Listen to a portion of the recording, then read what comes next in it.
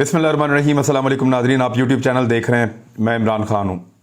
इंशाल्लाह ये अरशद भाई का जो मामला है तशद्दुद वाला, ये बात ज़्यादा देर तक छुपी नहीं रहेगी। हम इस पे काम कर रहे हैं और भी बहुत सारे लोग काम कर रहे हैं। कुछ नामुकम्मल चीज़ें हमारे पास मौजूद हैं और कुछ चीज़ों का हम इंतज़ार कर रहे हैं। आप सबसे दरख्वास्त है कि आप लोग दुआ करें कि अल्लाह ताला हमें जो सच्चाई है वहाँ तक पहुँचने की तौफीक दे और वो जो चीज़ें मिसिंग लिंक्स हैं वो हमें मिल जाएं। फिर हम आपको बताएंगे कि एक्चुअली हुआ क्या था, किसने किया था, किस लेवल पे हुआ था। कुछ चीज़ें जो हैं वो ऐसी सामने आ रही हैं, इनके ऊपर हम ज़रूर बात करेंगे। फैमिली को जो मिली है पोस्टमार्टम रिपोर्ट कीनिया वाली, वो भी मुकम्मल नहीं है। पाकिस्तान वाली जो पोस्टमार्टम रिपोर्ट है उसको हासिल करने की कोशिश की जा रही है। उम्मीद है कि आज के दिन में वो रिपोर्ट मिल जाएगी। लेकिन जो फैमिली को रिपोर्ट मिली है, बीबीसी ने इसको रिपोर्ट किया है, फैमिली वैसे भी राब्ते में है मेरे से, वो लोग कह रहे हैं कि हमें नहीं लगता कि ये मुकम्मल रिपोर्ट है और उनको ये खदशा है कि रिपोर्ट में से कुछ गायब किया गया है, क्योंकि जो मोहरबंद लफाफा था वो उनको मोहरबंद नहीं मिला, बल्कि वो खुला हुआ था, उसको पहले पढ़ा गया था। तो वो कौन था जो अरशद शरीफ की पोस्टमार्टम रिपोर्ट उनकी फैमिली को मिलने से पहले पढ़ना चाहता था? ये सवालात सारे अपनी जगह पे मौजूद हैं। हम इसके पीछे लगे रहेंगे। मैं नहीं हूं, 1 दर्जन के करीब सहाफ़ी हैं और हम सब इस पर काम कर रहे हैं और इंशाल्लाह जैसे ही ये काम मुकम्मल होगा हम हकीकत को सामने लेकर आएंगे। हम 1 दर्जन के करीब लोग हैं, किसी एक को भी नुकसान पहुंचाने से कोई फायदा नहीं होगा। आप देखते जाइए और दुआ करें अल्लाह ताला से कि अल्लाह ताला इस हकीकत को खोल दे। वो एक शहीद है, उसके साथ जुल्म हुआ है, अल्लाह ताला उस सारी चीज़ को सामने लेकर आए दुनिया के, और जिन्होंने ये कत्ल किया है उनको तबाह बर्बाद कर दे अल्लाह ताला। अब आपको याद होगा मरियम नवाज ने एक दिन क्या कहा था। मरियम नवाज ने एक दिन शहबाज शरीफ को कहा था और उसको गले मिलकर शहबाज शरीफ को उन्होंने कहा, और ना सिर्फ कहा बल्कि उसको वायरल करवाया जानबूझकर। यानी मिलने के लिए आई, गले मिली और फिर एक जुमला कहा और उस जुमले को वायरल करवाया पूरी पाकिस्तान के अंदर नहीं, पूरी दुनिया में जानबूझकर। मरियम नवाज के मुंह से क्या निकला था, याद है आपको? मुबारक हो, आप इंटरनेशनल सादिक और अमीन हो गए हैं। मुबारक हो, आप इंटरनेशनल सादिक और अमीन डिक्लेयर हो गए हैं। यानी सादिक और अमीन डिक्लेयर होने का इनको इतना शौक है, और पता है पूरी फैमिली को ये सादिक भी नहीं है, अमीन भी नहीं है, ना ये इमानतदार हैं। जब जब ये पाकिस्तान के अंदर हुक्मरान बने तब तब इन्होंने अपनी जायदाद को मल्टीप्लाई किया, और ना ये सादिक हैं क्योंकि ये झूठ बोलते हैं हमेशा। मेरी लंदन तो क्या पाकिस्तान में भी कोई प्रॉपर्टी नहीं है, एक धेले की करप्शन मैंने अपनी जिंदगी में नहीं की। तो झूठ से इनकी सुबह होती है, झूठ से इस खानदान की शाम होती है। अब जरा आप ये देखिए कि डेली मेल ने, मैं पूरी खबर आपको दे देता हूं कि आज बरतानिया की अदालत ने कल के दिन में शहबाज शरीफ साहब को उड़ा कर रख दिया है। शहबाज शरीफ साहब की जो रही सही इज्जत वो बचा रहे थे, वो उड़ा कर रख दी है बरतानिया की अदालत ने, और शहबाज शरीफ को एक शर्मनाक शिकस्त हुई है बरतानिया के अंदर। क्यों हुई है, जरा फैक्ट्स आप सुन लीजिए, आपको समझ आ जाएगी। डेली मेल एक बरतानवी अखबार है, उसने सन 2019 में जब पाकिस्तान तहरीक इंसाफ की हुकूमत का 1 साल मुकम्मल हुआ, बल्कि 1 साल मुकम्मल होने से पहले ही, डेली मेल के एक रिपोर्टर हैं, एक जर्नलिस्ट हैं, डेविड रोज। डेविड रोज ने एक आर्टिकल छापा डेली मेल में, और यह आर्टिकल छपा 14 जून 2019 को। इस आर्टिकल में डेली मेल ने क्या क्लेम किया था वो जरा मैं आपको पढ़ के सुना दूं। इल्जामात कौन से थे जो शहबाज शरीफ पर लगाए गए थे डेली मेल की जानिब से। डेली मेल की खबर में बताया गया कि मुस्लिम लीग नवाज के रहनुमा शहबाज शरीफ ने बरतानवी इमदाद में से पैसे चुरा कर बरतानिया में शरीफ खानदान के अकाउंट में भेजे। इल्जामात सुनते जाइएगा। खबर में जल्जले के बाद बहाली और तामीर नौ के लिए एरा नामी पाकिस्तानी इदारे में करप्शन का जिक्र किया गया। रिपोर्ट में तहरीक इंसाफ हुकूमत की एक खुफिया तहकीकाती रिपोर्ट का दावा देते हुए कहा गया कि मुस्लिम लीग नवाज की हुकूमत के दौरान शहबाज शरीफ के दामाद ने जल्जला मुतासरीन की इमदाद में से 10 लाख पाउंड हासिल किए। ये सैलाब भी आया था, जल्जला भी आया था, तो ये गरीबों के मिलने के लिए जो इमदाद है जो बरतानिया में से आती है, ये वो है।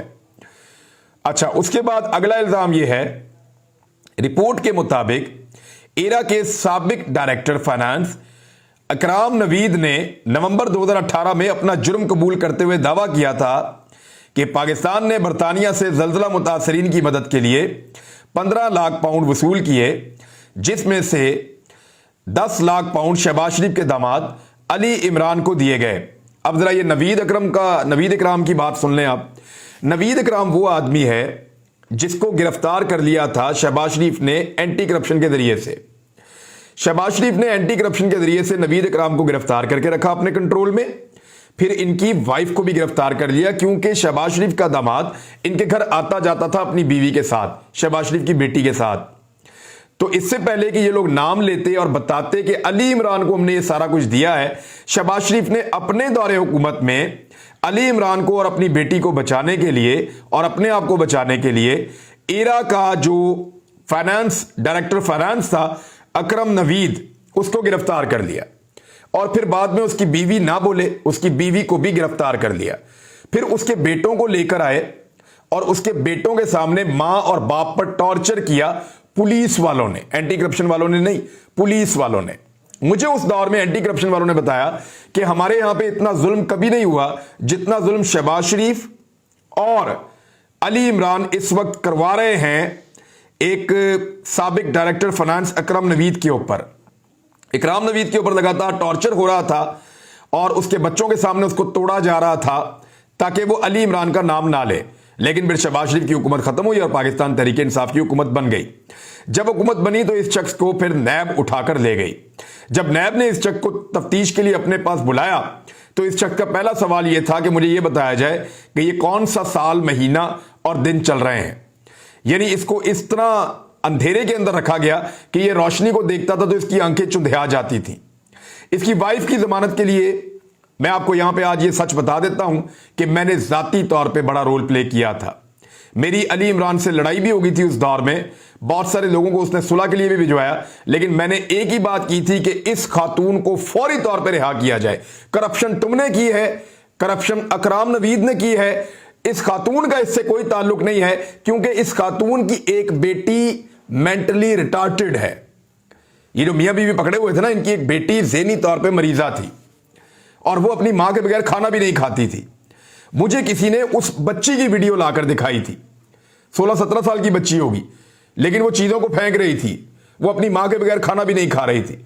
तो उस बात पे फिर झगड़ा हुआ और बाद में शहबाज शरीफ और अली इमरान ने काफी दबाव के बाद इस खातून की जमानत करवाई थी, लेकिन यह शर्त रखी थी कि यह बाहर जाकर मुंह नहीं खोलेगी। इसके मियां को बाद में नैब वाले लेकर गए तो फिर बाद में नैब को उसने बताया कि भाई पैसे तो सारे अली इमरान ले गया था, मेरे पास तो थे ही नहीं। अब कहानी वहीं से शुरू करता हूं कि इल्जामात डेली मेल्स ने क्या लगाए थे। 15 लाख पाउंड वसूल किए, जिसमें से 10 लाख पाउंड शहबाज शरीफ के दामाद अली इमरान को दिए गए। रिपोर्ट के मुताबिक यह रकम पहले बर्मिंघम भिजवाई गई और उसके बाद उसे शरीफ खानदान के अकाउंट में डाला गया। रिपोर्ट में साबिक वज़ीर आज़म इमरान खान के मावने खुसूसी बराए एहतसाब शहजाद अकबर का बयान भी शामिल किया गया, जिसमें उन्होंने दावा किया हमारी तहकीकाती टीम ने बड़े पैमाने पर मनी लॉन्ड्रिंग के शवाहिद इकट्ठे कर लिए हैं। मनी लॉन्ड्रिंग ज्यादातर बरतानिया में की गई है। तहकीकाती रिपोर्ट का हवाला देते हुए डेली मेल की खबर में कहा गया था कि साल 2003 में शहबाज शरीफ के पास सिर्फ 1.5 लाख पाउंड थे, जबकि सन 2018 में उनके असासे बढ़कर 20 करोड़ पाउंड हो गए थे। अब ये बीच में 10 लाख पाउंड कहां से आए, आपको अंदाजा तो हो गया होगा। अब एक और चीज पे आप गौर कीजिए, उस दौर में शहबाज शरीफ ने एंटी करप्शन का इजाफी चार्ज एक और ऑफिसर को दिया था, यह भी खबर मेरे पास है, और वो क्यों दिया था और क्या काम लिया गया था यह भी खबर मेरे पास है। तो अली इमरान वाला जो ये पूरा मामला था, जिसमें अकरम नवीद से पैसा लेकर जो बेचारे गरीबों के लिए बरतानिया से आया था उसको वापस बरतानिया मनी लॉन्ड्रिंग कर दिया गया और उस पैसे को बाद में शरीफ खानदान के अकाउंटों में डाला गया। यह थी डेली मेल्स की खबर। शहबाज शरीफ साहब को यह लगा और उनके लॉयर्स ने और उनके लोगों ने उनको यह बताया कि यह बात कभी साबित नहीं की जा सकती, और जो बात साबित नहीं की जा सकती उसको आप चैलेंज कर सकते हैं। तो 1 महीने के बाद शहबाज शरीफ साहब ने इसको अदालत में चैलेंज कर दिया। जब शहबाज शरीफ साहब ने इसको अदालत में चैलेंज किया तो ये ट्वीट मेरे सामने शहबाज शरीफ साहब का मौजूद है, मैं ये आपको पढ़ के बता देता हूं, आपको आइडिया हो जाएगा। ये जी 14 जुलाई 2019 को शहबाज शरीफ ने कानूनी नोटिस भिजवाया था। डेली मेल के खिलाफ कानूनी चाराजोई का फैसला किया है। खुद साख्ता और गुमराहकुन खबर इमरान खान और शहजाद अकबर के ईमा पर छापी गई है। हम इन दोनों हजरात के खिलाफ भी कानूनी चाराजोई करेंगे। वैसे इमरान खान साहब, आपको अभी मेरी जानिब से किए गए 3 हत्या इज्जत के दावों का जवाब भी देना है। ये शाम 6:31 पे 14 जुलाई 2019 को शहबाज शरीफ साहब ने इसके ऊपर दावा कर दिया। अब ये केस चलता रहा अदालत में। पहले तो डेली मेल ने कहा नहीं जी नहीं, ये जो शहबाज शरीफ कह रहे हैं कि मेरी हद तक हुई है इस खबर से, तो इस खबर से हमें लगता है कि जो अल्फाज इस्तेमाल किए गए हैं उनमें शहबाज शरीफ की हद तक इज्जत नहीं हुई, ना उनके दामाद की हद तक इज्जत हुई है। ये केस इस बात के ऊपर चल रहा था कि हद तक इज्जत हुई है या नहीं हुई। तो बाद में अदालत ने यह फैसला दिया जिसमें अदालत ने यह कहा कि जो अल्फाज खबर के अंदर इस्तेमाल किए गए हैं अगर वो गलत हैं तो हद तक इज्जत तो हुई है। यानी जो अल्फाज इस्तेमाल किए हैं उससे एक आदमी को वो डीफेम तो होता है, उसको नुकसान तो होता है। लिहाजा अब शहबाज शरीफ साहब ने जो 13 सवालात एतराजात उठाए हुए हैं इस अदालत के अंदर डेली मेल के ऊपर, डेली मेल को उन 13 एतराजात का अब जवाब जमा करवाना पड़ेगा। तो शहबाज शरीफ साहब ने, मरियम नवाज ने, सब ने, उनके मीडिया ने पहला राउंड जीत लिया, हम कामयाब हो गए, शहबाज शरीफ इंटरनेशनल सादिक और अमीन डिक्लेयर हो, ये सारी चीजें की। डेली मेल ने बाद में कहा जी हम जवाब जमा करवाएंगे, क्योंकि डिफेंस डेली मेल को करना था। उन्होंने कहा हम जवाब जमा करवाएंगे, तमाम शवाहिद आपको देंगे। दिसंबर का टाइम हुआ, दिसंबर 2021 का। तो डेली मेल ने मजीद 1 महीने का टाइम मांगा और उन्होंने कहा जी कि पाकिस्तान से सबूत लाने में हमें थोड़ी दिक्कत हो रही है, हमें 1 महीना और दीजिए, हम आपको सबूत देते हैं। फिर जनवरी 2022 में, इसी साल जनवरी में डेली मेल ने एक जवाब जमा कराया 50 सफ़ों पर, जिसमें सफ़ा नंबर 7, 8, 9 ऐसे वो सफ़े हैं जिनमें बाकायदा ट्रांजैक्शंस का रिकॉर्ड उन्होंने बताया कि किस अकाउंट में कैसे पैसे गए, वहां से किस अकाउंट में गए, वहां से किस अकाउंट में गए, और फिर वो पैसे बरतानिया कैसे आए, बर्मिंघम में कैसे पहुंचाए गए, और फिर शरीफ खानदान के अकाउंटों में कैसे आ गए। डेली मेल ने वो सारा कुछ मुहैया कर दिया और वो सारी चीजें दे दी जो शहबाज शरीफ साहब ने 13 एतराजात किए थे। जब वो सारी चीजें आ गई और लॉयर्स ने देख ली और शहबाज शरीफ साहब को पता चला कि उनकी चोरी पकड़ी गई है, तो साथ ही शहबाज शरीफ साहब ने डिलेइंग टैक्टिक्स शुरू कर दिए और अदालत में स्टे के लिए दरखास्त डाल दी कि जनाब ये अदालत इस केस का फैसला ना दे। पहले जाकर खुद केस किया, पहले जवाब मांगा, जब जवाब आ गया तो बजाय उसके ऊपर अपने केस को स्टैंड करने के शहबाज शरीफ साहब दौड़ गए। उन्होंने कहा जी ये अदालत इस केस का फैसला ना दे, और उसके लिए ये पुलिस इस्तेमाल की कि अगर इस अदालत ने इस केस का फैसला दिया तो शहबाज शरीफ साहब के पाकिस्तान में केसेस चल रहे हैं, यह फैसला उन केसेस के ऊपर असरअंदाज हो जाएगा। यानी इंसाफ भी कभी असरअंदाज होता है। अगर बरतानिया की अदालत में इंसाफ हो जाता है तो पाकिस्तानी अदालत के ऊपर इंसाफ कैसे असरअंदाज हो जाएगा। तो ये इस किस्म के बहुत सारे बहाने किए गए, डिलेइंग टैक्टिसेस अपनाए गए, जिसको ताखीरी हरबे हम कहते हैं। पहले शहबाज शरीफ साहब के वकला कह रहे थे कि डेली मेल के वकला जो है वो ताखीरी हरबे इस्तेमाल कर रहे हैं, लेकिन उन्होंने लाकर एक तफसीली जवाब, जो 13 एतराजात थे उनका जवाब देते हुए 50 सफ़ों का जमा करवा दिया और सारा रिकॉर्ड ही दे दिया। एक एक चीज उन्होंने बता दी जो खबर में छपी हुई थी। उन्होंने कहा ये सारे सबूत है, पढ़ दो इनको और अब आ जाए शहबाज शरीफ साहब मैदान में। तो उस दिन से अब तक शहबाज शरीफ साहब केस नहीं चलने दे रहे थे। अदालत के अंदर कभी एक बहाना, कभी दूसरा बहाना, कभी तीसरा बहाना, और खास बहाना यह था कि यहां पे अगर फैसला आ गया तो पाकिस्तान में नुकसान हो जाएगा, वहां पे भी केसेस चल रहे हैं। बाद में यह बताया गया कि वो वज़ीर आज़म है पाकिस्तान के और वो बहुत मसरूफ इंसान है। ये सिर्फ पाकिस्तानी अदालतों में नहीं कहते मियां साहब, वैसे पाकिस्तानी अदालतों में तो अगर ये पेश हो जाए तो जजेस जो है वो हमारे सदके वारी जा रहे होते हैं कि इतना बड़ा बंदा चल के मेरी अदालत में आ गया है। लेकिन वहां पे अदालत के अंदर उन्होंने ये मौके उठाया कि वज़ीर आज़म है, बहुत ज्यादा मसरूफ है तो अब आ नहीं सकते वो। तो इस पे जो अदालत के वहां पे जज साहब हैं, जस्टिस सर मैथ्यू नेकलिन, उन्होंने ये फरमाया कि जनाब नहीं, ये अदालत कोई वज़ीर आज़म हो या कोई आम आदमी हो उसके लिए एक ही है, इधर आकर जवाब देना पड़ेगा।